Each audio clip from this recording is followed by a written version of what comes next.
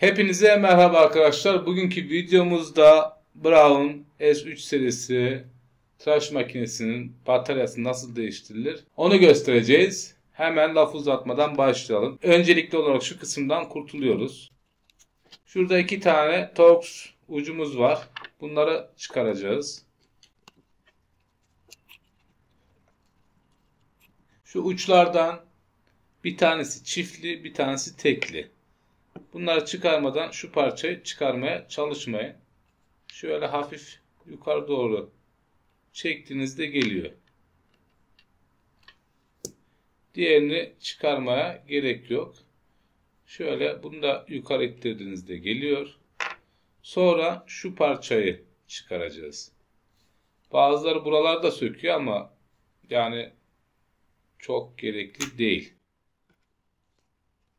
Bakalım ne kadar gerekli.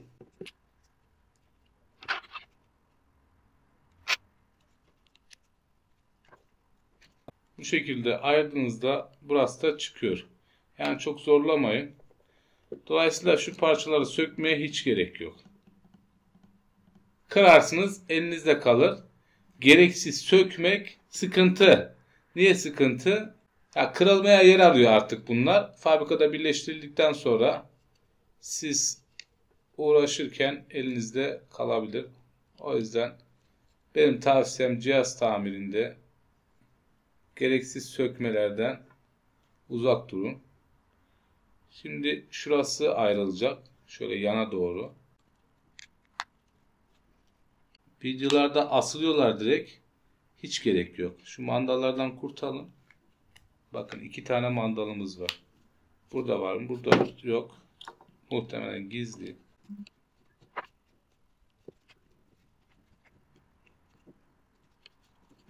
Şu parçayı ayrınca conta da çıkıyor bu arada.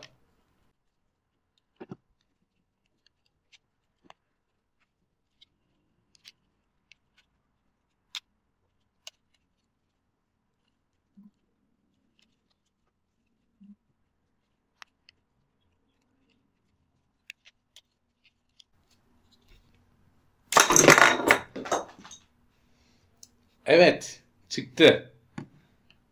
Şuralara dikkat edin. Buraları kırmamaya çalışın. Esnek bir yapısı var. Esnek. Böyle yavaş yavaş alıştıra çıkarın. Şu 3 tane çentikten kurtarınca şurada da bir tane de altta var, bakın altta. Çekiyorsunuz, çıkıyor. Takarken yönü neresi? Yönü bu şekilde. Yani şu çentik buraya denk gelecek. Gördünüz mü?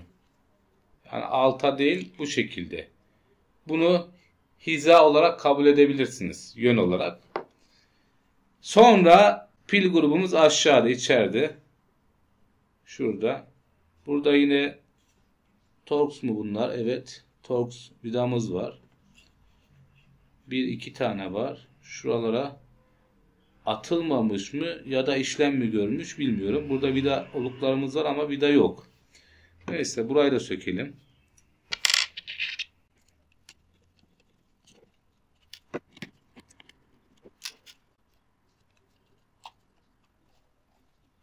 Bakın buralarda hep contalar var. Buralar önemli. Yoksa cihazınız su alır. Şimdi beğendim. Neden beğendim? Pili değiştirilebilir yapmışlar. Yani bunu buradan çıkarıyorsunuz. Yeni pili takıyorsunuz. Yapmış adamlar.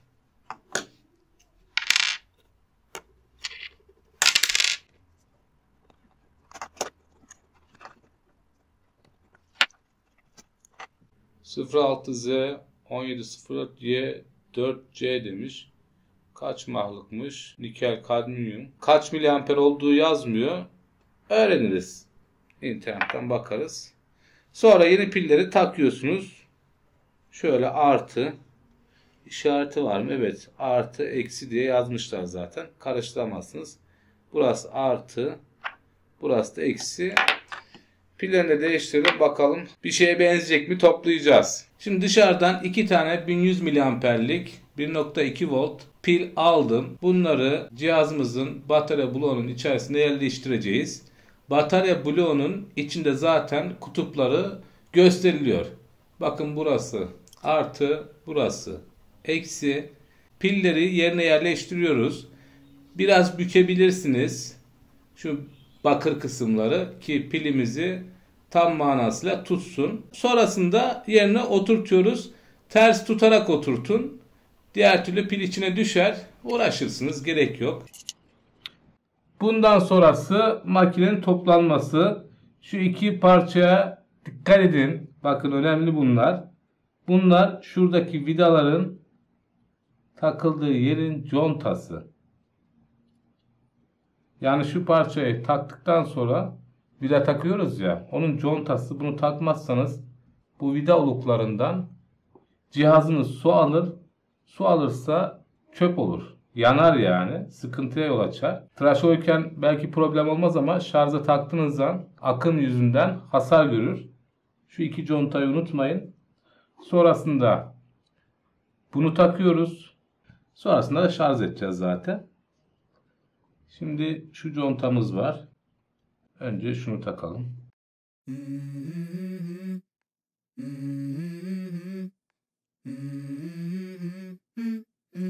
Let's go. I wake up to a little bit of drool on my pillow, feel like it's gonna be a bad day. Yeah, I'm tired of shit, and the coffee ain't hit yet, damn, ain't that great. I don't wanna go to work, cause my boss is a jerk, and I'm not even that paid. I need a change in my life, cause I don't feel alive, and there's nothing that makes me happy. Şimdi burada şöyle bir sıkıntı var. Bu vidaları fazla sıkayım derseniz buradan çatlatırsınız. Çok gevşek de olmasın, sıkı da olmasın. Benim takıldığım bir nokta var. İlk sökerken siz de gördünüz. Şurada vidalar eksikti.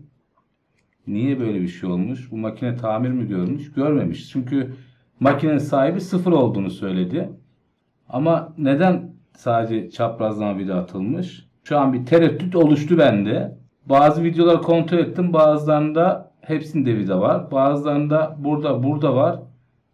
Bu ikisinde var. Bunda sadece burada ve burada var. Enteresan. İçine su alacağını zannetmiyorum. Şimdi şu contamızı takacağız.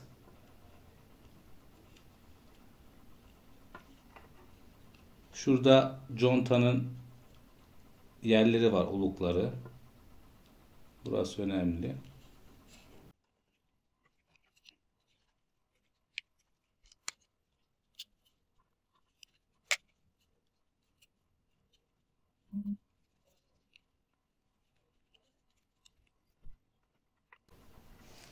Bir şey daha söyleyeyim.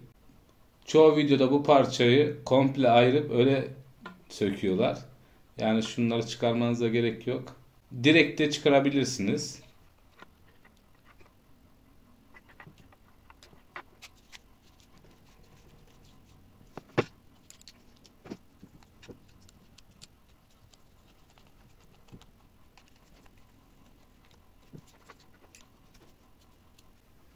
Şarj edelim bakalım nasıl çalışacak. Ne kadar süre batarya gidecek. Onu da test edeceğiz. Videonun sonuna onu da ekleyeceğim.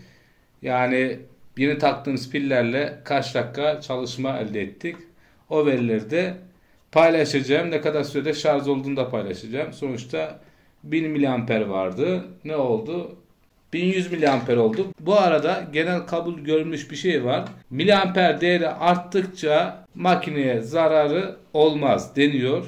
Yani 600 mAh varsa 1000 takabilirsiniz. 1000 varsa 2000 takabilirsiniz.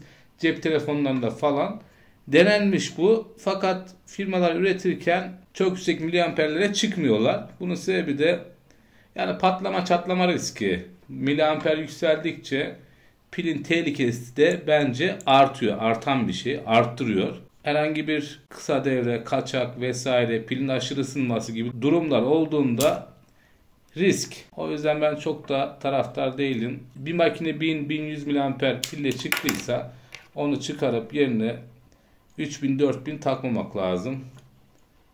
Sıkıntı olabilir. Tıraş bıçağımızı topladık. Testlerimizi yaptık. Şimdi test sonuçlarını sizlere anlatacağım. Tıraş makinesini 5'er dakika aralıklarla çalıştırdım. 25. dakikada şuradaki yeşil ışık kırmızıya döndü. Bunun ne demek olduğunu biliyorsunuz. Yani batarya yarı seviyenin altına düştü demek. 25. dakikada.